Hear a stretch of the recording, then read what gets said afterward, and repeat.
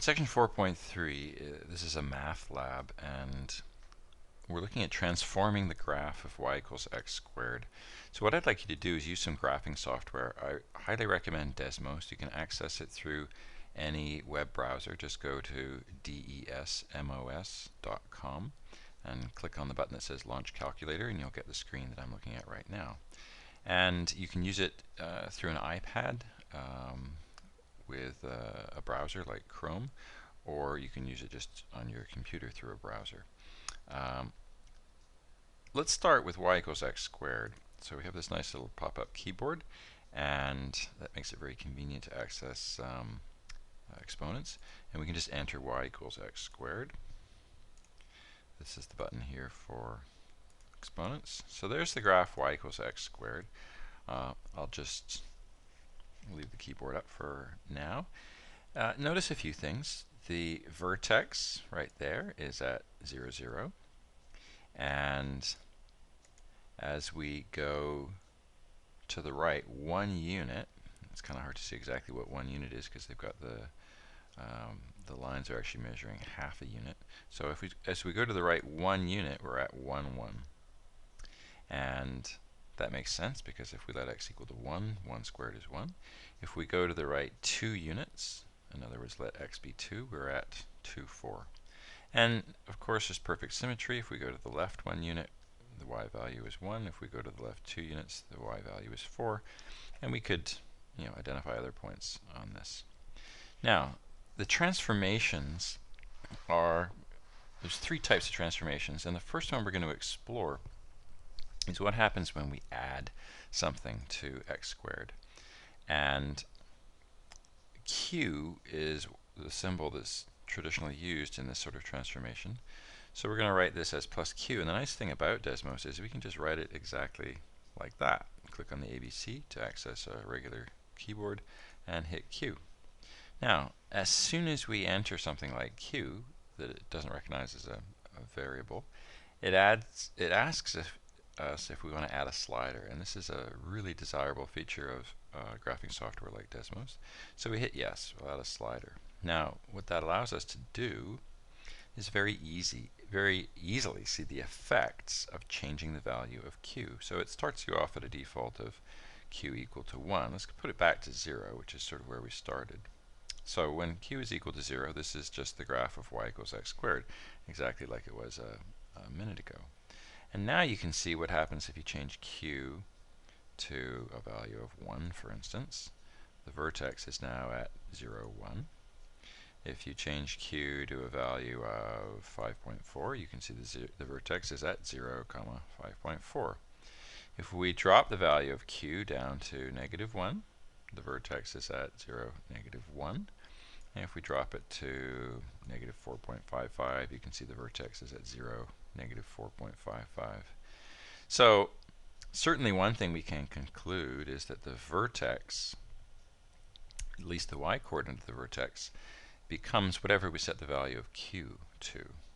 Now, that relationship I mentioned a minute ago, let's just see if that stays the same. So let's change this back to an integer like q equal to 1. If we go to the right 1 unit, now we're at a y value of 2. In other words, we've moved to the right 1 unit and we've gone up 1 unit. So the reason for that is, what that tells us is that the fundamental shape of the parabola has not changed. If I go to the right 2 units, I'm now at 5. So again, I've gone to the right 2 units and I'm up 4 from the vertex. So there's no change really to the relationship between all the points of the parabola. It's just simply been shifted up 1 unit. So that's a really nice thing to realize.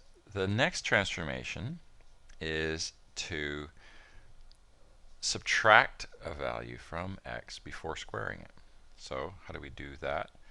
Well, we can select the x. Let's bring the keyboard back. We'll select the bracket. It automatically puts a closed bracket as soon as you hit an open bracket, which is why I had to select the x first. And then let's subtract something. Now again, traditionally the value or the letter that is used to symbolize what we're going to subtract here from x is p.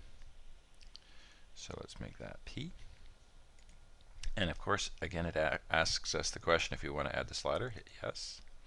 And so now we can find out what happens when we change the value of P. If we start at 0 and we've got Q at 0, really then this is just simply y equals x squared. And so again, there's our sort of base case garden variety of parabola, if you like. As we change P, when we increase P to 1, for instance, the vertex is now at 1, 0. The whole thing is just shifted to the right 1 unit.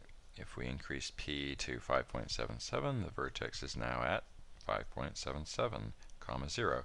If we make P negative, negative 4.27, the vertex is at minus 4.270. So you can see that by increasing P, we're moving it to the right. By decreasing P, we're moving it to the left. And if we combine the movements of P and Q, we can change the vertex entirely. Let's say we set P equal to 2 and Q equal to 3. Then we have the vertex at 2, 3. So we can say that the vertex is at PQ. Also, just to verify, the shape has not changed. If we move to the right 1 unit, we have gone up 1 unit. And similarly, if we move to the left 1 unit, we've gone up 1 unit. If we move to the right 2 units, I can't see what it is there, but you can see here it's at 7. I'll just move everything down. All right, so if we move to the left 2 units, or if we move to the right 2 units, we've gone up 4 units. So the fundamental shape of the parabola is identical. All that we've done is shift it either to the left or right, or up or down. And that kind of shift is called a translation. So we've translated it a certain number of units to the right, a certain number of units up in this case. Now, be a little bit careful when you're looking at the way this parabola has been written. It's y equals x minus p squared plus q. So if p is 2 and q is 3, this would actually be y equals x minus 2 in brackets squared plus 3. But if p were negative, let's say p were negative 1, you'd have x minus negative 1. So when you're subtracting a negative, it's like adding. X minus negative 1 is really the same as x plus 1 squared plus 3 in this case. So if the vertex is at negative 1, 3, you can write the parabola as y equals x plus 1 squared plus 3. So that at first might seem a little counterintuitive. You have to be careful that you're actually writing it in the form y equals x minus p squared plus q. Let's set them both back to 0 again and add the third parameter here, which is an a. We're going to put an a out front. And once again, as soon as we do that, it's going to ask us if we want a slider, and we do. And so we start off with a default value of 1, which really is just simply what we started with in the beginning, y equals x squared. P and q are both 0 in this case. The vertex is 0. So what happens as we change a? Well, certainly this is a little different. The vertex doesn't move, but what does happen is the shape of the parabola changes. Now, initially, when a is positive, the parabola is facing up. When we make a negative, it's facing down. If we make a 0, we don't get a parabola at all. We just get a flat line, so it's no longer a quadratic function. If we make a 2, one thing we can do is describe how the parabola has been changed. And if you look at what happens when you go 1 unit to the right now, you've now gone up 2 units.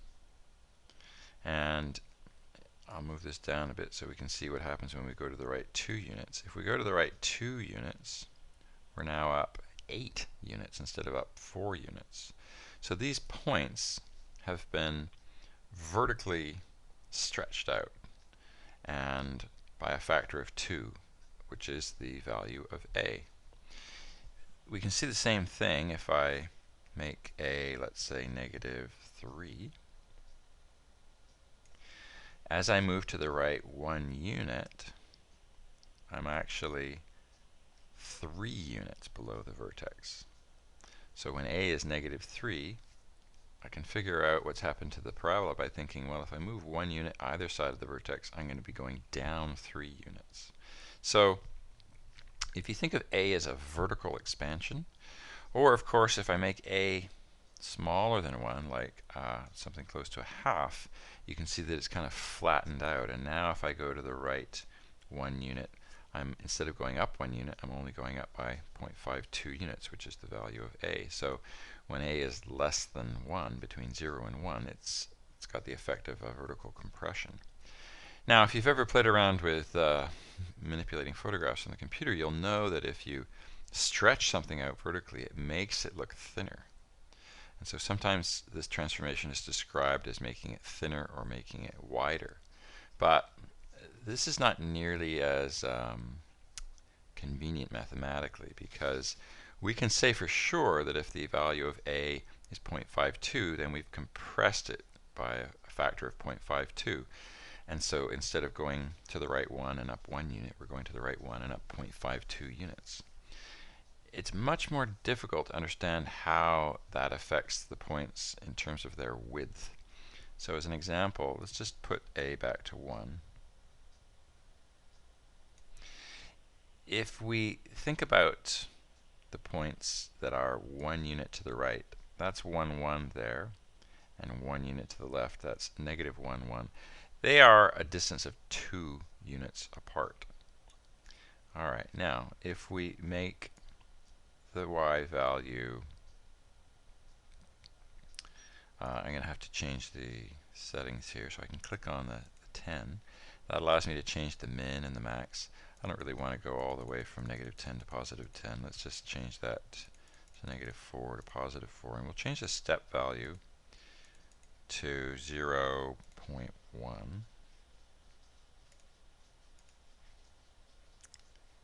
I'm going to have to bring up my own keyboard here.